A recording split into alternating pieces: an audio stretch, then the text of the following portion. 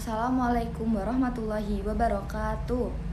Perkenalkan, kami dari kelompok 5. Di sini kami akan mempresentasikan mengenai hasil tugas diskusi kelompok kami, kelompok 5, mengenai mekanika fluida dengan topik Similarity between model and prototype cars. Sebelumnya, izinkan kami memperkenalkan diri kami terlebih dahulu. Di sini, kelompok kami beranggotakan yang pertama, Putri Nurhaliza Artifa dengan NIM 18, yang kedua, Intan Nuriana Ventino dengan NIM 27, yang ketiga saya sendiri, Putri Aulia Rahma dengan NIM 36, yang keempat, Isna Azulfa dengan NIM 78, yang kelima, Alifi Putriku dengan NIM 99, dan yang terakhir, Diva Helmi Nur Azmi dengan NIM 129. Oke, pertama-tama di sini saya akan menjelaskan mengenai pengertian aerodinamika. Aerodinamika adalah cabang ilmu fisika yang mempelajari mengenai bagaimana udara bergerak dan bagaimana interaksi antara udara dengan benda yang melewatinya. Konsep ini sangat penting dalam berbagai bidang, contohnya seperti penerbangan, otomotif, dan teknik sipil. Konsep dasar aerodinamika. Yang pertama adalah gaya aerodinamika itu sendiri, meliputi gaya angkat atau lift, gaya yang bekerja tegak lurus terhadap arah aliran udara, umumnya digunakan dalam desain sayap pesawat untuk membuatnya terbang. Gaya hambat atau drag, gaya yang bekerja berlawanan dengan arah gerak benda, menyebabkan perlambatan. Gaya dorong atau thrust, gaya yang mendorong benda ke depan, seperti daya dorong mesin pesawat ataupun mobil. Yang kedua adalah konsep hukum Bernoulli. Prinsip ini menyatakan bahwa ketika kecepatan udara meningkat, tekanan udara berkurang. Konsep ini digunakan dalam desain sayap pesawat untuk menciptakan gaya angkat. Selanjutnya adalah aliran fluida. Laminar flow atau aliran laminar, aliran udara yang halus dan teratur, mengurangi hambatan udara. Turbulent flow atau aliran turbulent, aliran udara yang tidak beraturan, meningkatkan hambatan.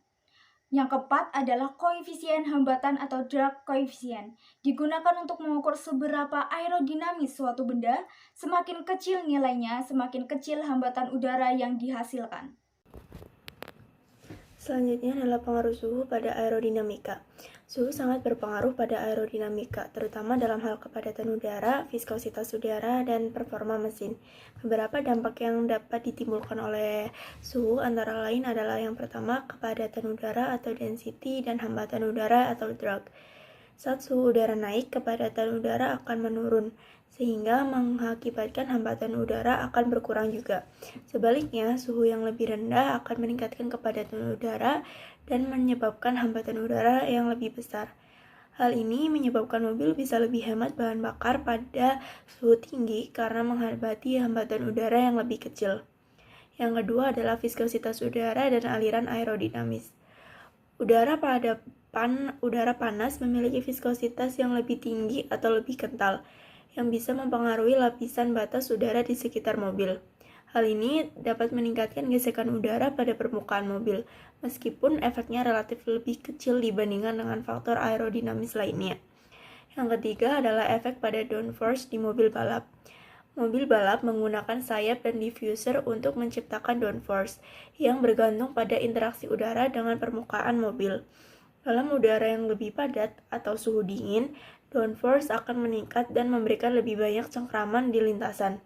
Sebaliknya, pada suhu panas, downforce akan sedikit berkurang yang bisa mengurangi traksi di tikungan. Yang keempat adalah suhu dan efisiensi mesin. Walaupun bukan bagian langsung dari aerodinamika, suhu udara juga mempengaruhi pembakaran dalam mesin. Udara dingin lebih padat sehingga menghasilkan campuran udara bahan bakar yang lebih kaya oksigen dan meningkatkan tenaga mesin.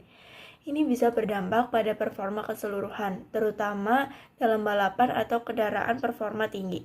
Jadi, suhu udara memang mempengaruhi aerodinamika mobil, terutama dalam hal hambatan udara, downforce, dan performa mesin.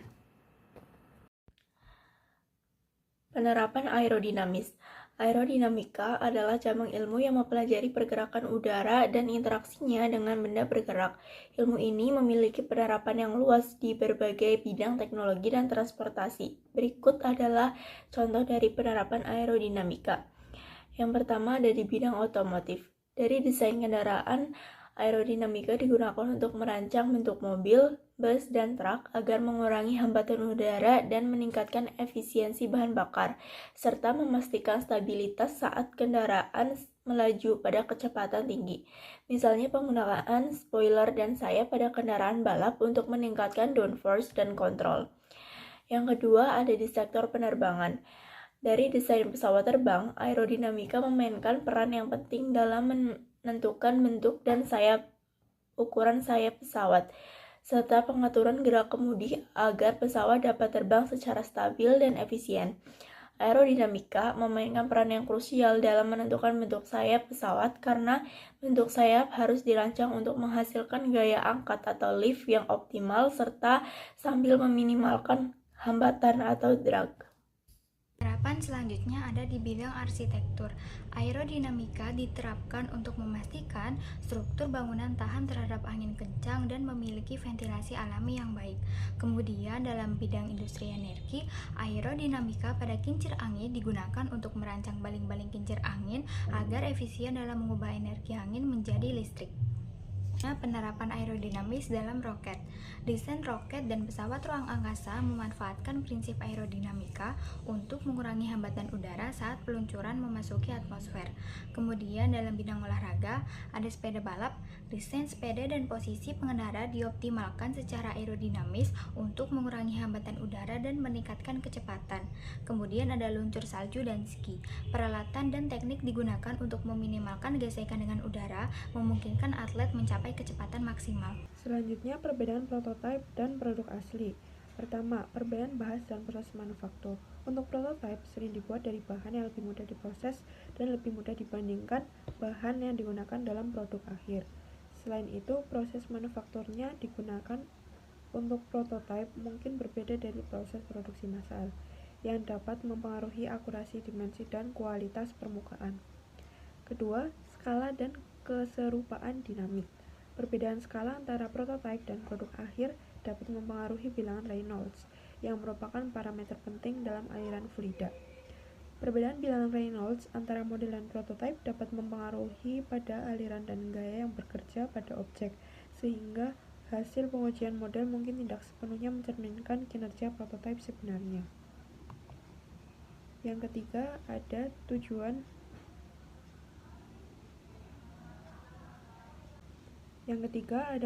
dan tahap pengembangan. Prototipe dibuat untuk tujuan pengujian dan validasi desain, sehingga mungkin tidak sepenuhnya mencerminkan produk akhir dalam hal desain, detail, dan fitur. Misalnya, mobil konsep digunakan untuk menguji ide dasar desain, sementara prototipe berfungsi untuk menguji fungsionalitas dan kinerja sebelum produksi massal. Yang keempat, ada keterbatasan fasilitas uji. Fasilitas uji seperti terowongan angin memiliki keterbatasan dalam mereplikasi kondisi aliran yang identik dengan kondisi nyata. Misalnya, terowongan angin biasanya menggunakan udara sebagai fluida kerja. Namun, untuk mensimulasikan kondisi tersebut, fluida dengan kekentalan lebih rendah atau kecepatan bunyi lebih tinggi mungkin diperlukan. Penggunaan fluida seperti hidrogen dapat menjadi mahal dan berisiko, sehingga membatasi kemampuan untuk mereplikasi kondisi aliran yang diinginkan. Pembahasan soal 7,5, hambatan aerodinamis dari sebuah mobil sport baru akan diprediksi pada kecepatan 50 mil per jam dengan suhu udara 25 derajat Celcius. Para insinyur otomotif membangun model skala 1/5 dari mobil tersebut untuk diuji dalam terowongan angin. Saat pengujian, kondisi musim dingin membuat terowongan angin berada di dalam gedung yang tidak dipanaskan, sehingga suhu udara di dalam hanya 5 derajat Celcius. Tentukan seberapa cepat terowongan angin harus dijalankan agar model dan prototipe memiliki kesamaan aerodinamis. Jawab, pendekatan dalam soal ini menggunakan konsep kesamaan dinamis atau dynamic similarity berdasarkan bilangan Reynolds RE untuk menentukan kecepatan angin yang diperlukan dalam terowongan angin agar model skala dan prototipe memiliki kondisi aliran yang serupa, yaitu 1. Udara dianggap tidak dapat dimanfaatkan atau compressibility diabaikan. 2. Dinding terowongan angin cukup jauh agar tidak mempengaruhi hasil pengujian. 3. Model memiliki bentuk geometris yang serupa dengan prototipe. 4. Digunakan untuk bergerak di bawah model untuk menyimulasikan efek jalanan yang bergerak. Menentukan properti fluida udara pada suhu berbeda dinding terowongan angin yang cukup jauh sehingga menghambat aerodinamis pada model mobil, maka udara pada suhu 2025 derajat Celcius prototipe memiliki densitas Rho 1184 kg meter per kubik. Viskositas dinamis mikro sama dengan 1849 kali 10 pangkat minus 5 kg meter sekon. Udara pada suhu 5 derajat Celcius atau terowongan angin memiliki densitas Rho 1269 kg meter per kubik. Viskositas dinamis mikro 1754 dikali 10 minus 5 kg meter sekon. Analisis. Karena hanya ada satu yang independen dalam masalah ini, persamaan-kesamaan yaitu persamaan 17 berlaku jika dimas diberikan oleh persamaan 13 dan kita menyebutnya sebagai bilangan Reynolds. Maka kita tulis rumus kesamaan Reynolds. Fm sama dengan Fp dikali Pm per P kali rho P per rho M dikali Lp per Lm. Karena Lp per Lm sama dengan 5 atau model setengah 1/5 skala, maka Fm sama dengan 50 dikali 1754 dikali 10 sama dengan 50 dikali 0,946 dikali 0,933 dikali 5 sama dengan Fm dihasilkan 221 mil per jam.